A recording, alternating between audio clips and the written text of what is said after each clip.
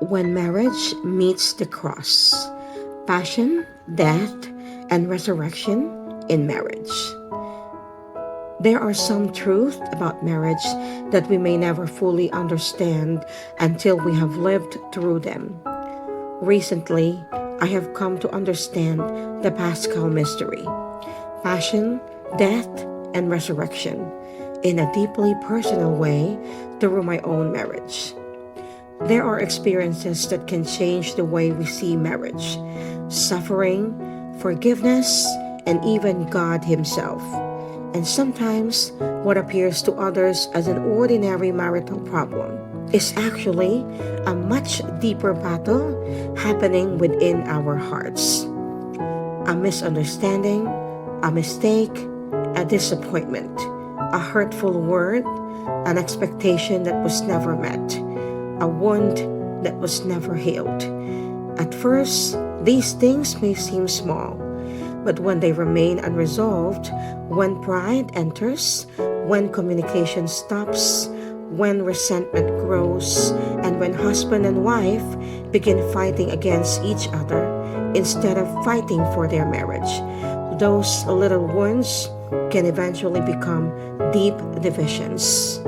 And I believe many marriages today are living through their own passion. They are carrying crosses nobody else can see.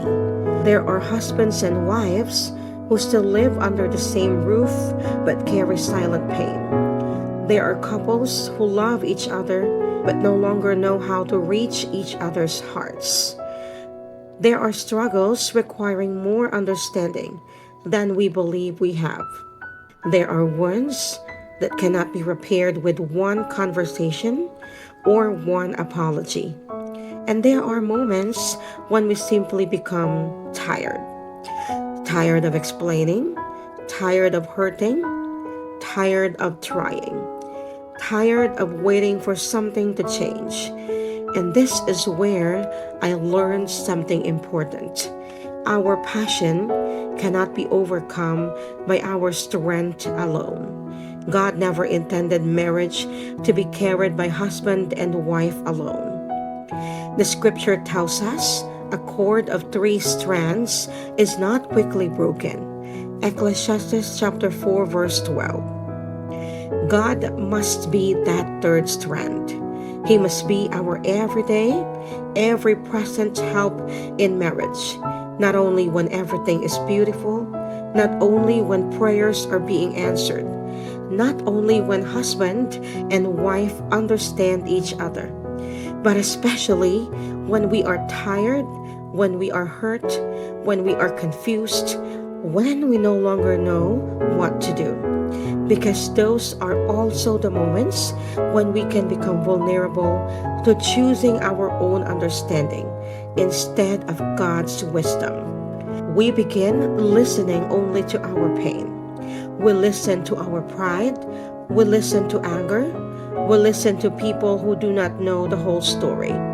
We listen to what the world tells us will make us happy. And sometimes we make permanent decisions while carrying temporary emotions and unhealed wounds. Eventually, something begins to die. But this experience has taught me to ask a different question. What is God actually asking to die? Because sometimes we think the marriage must die, when perhaps God is asking something within us to die. God may ask us to die many times in marriage, to die to our pride, to die to our need to always be right, to die to selfishness, to die to resentment, to die to unforgiveness, to die to the desire to retaliate because we have been hurt, to die to keeping score of who has sacrificed more, to die to unhealthy expectations, to die to the need to control everything, to die to the version of our spouse we created in our minds, to die to allowing our words to speak louder than our love. And sometimes God asks us to surrender the person we thought we needed to be so He can transform us into the person He created us to become. This dying is painful. The cross was never comfortable, but there is an important difference between dying to self and allowing yourself to be destroyed. God does not ask us to call abuse love. He does not ask us to ignore violence or remain in danger. He does not ask us to surrender the dignity He Himself gave us. The death God desires is the death of whatever keeps us from becoming more like Christ. And here is the beautiful part of the Paschal mystery. Death is not the end.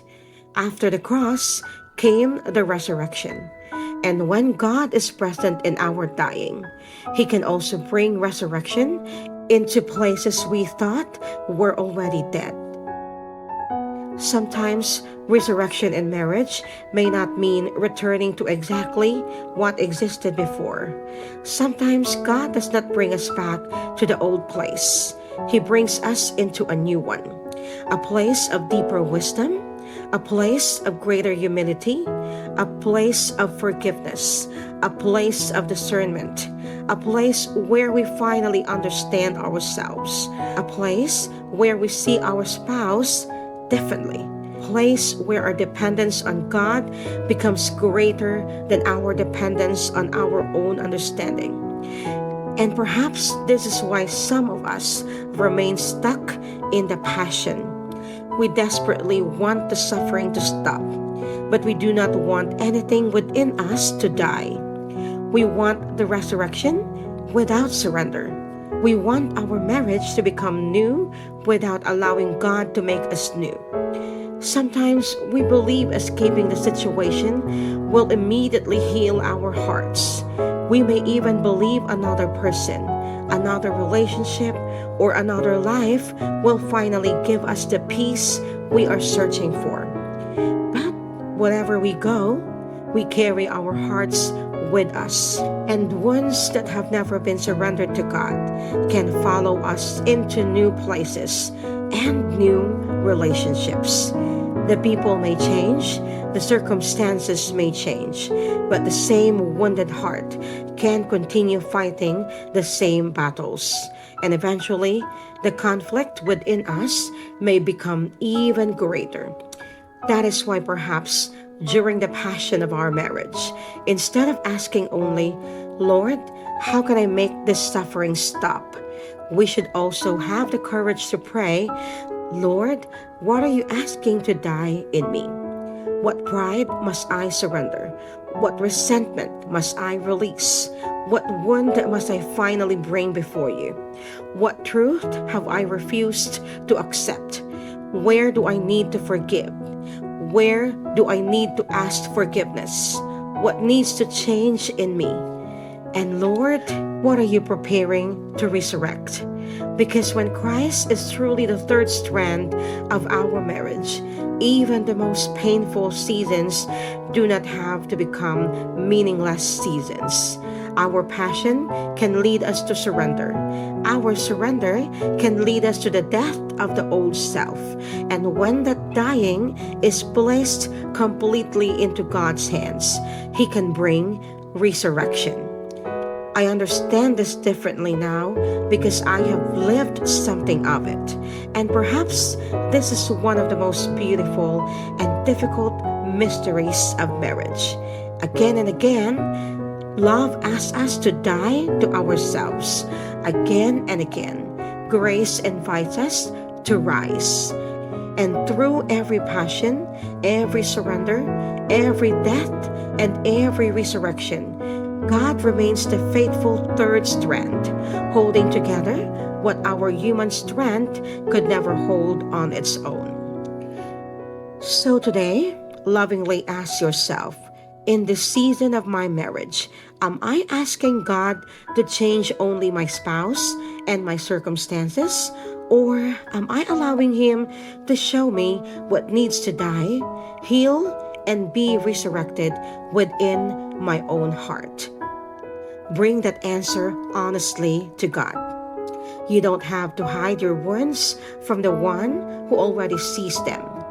And a lovely reminder for all of the married couples today.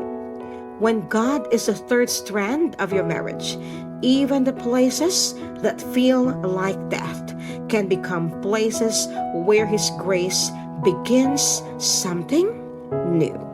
Because always remember, our cuento is still being written by God. So keep the hope, keep the faith, keep loving, always together with God.